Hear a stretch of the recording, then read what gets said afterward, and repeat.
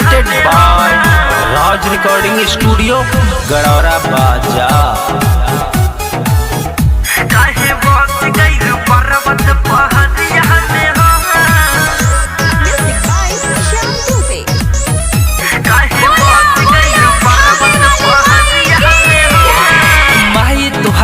दर्शन के मोहन करेला दूसरा दहरा बघवा से डोहर लागेला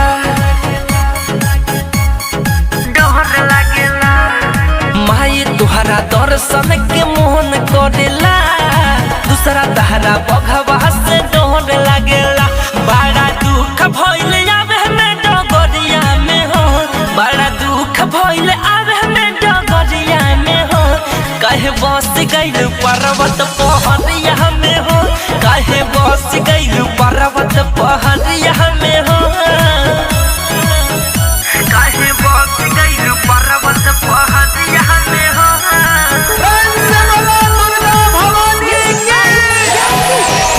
काहे बस गइल पर्वत पहाड़िया में हो।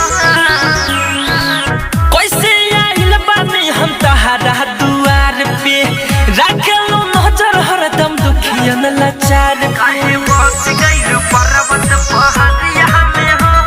भैया कैसे आइल बानी हम तहरा दुआर पे, रखलो नजर हरदम दुखियन लाचार पे। जाला खाली नहीं आवे जे दुआरिया पे हो, जाला खाली नहीं आवे जे दुआरिया पे हो। काहे बस गइल पर्वत पहाड़िया पे हो, काहे बस गइल पर्वत पहाड़िया पे हो, काहे बस गइल पर्वत पहाड़िया में हो।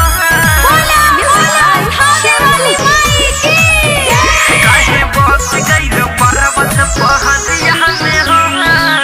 कृपा तुहार जब बनल रही, लगलो भी पैदल पहाड़ पर चढ़ी। काहे बस गइल पर्वत पहाड़िया में हो।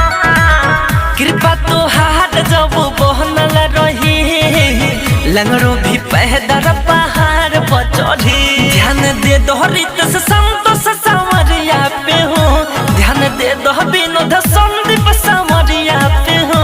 काहे बस गइल पर्वत पहाड़िया पे हो, काहे बस गइल पर्वत पहाड़िया पे हो। Presented by Raj Recording Studio, Gadara Baja।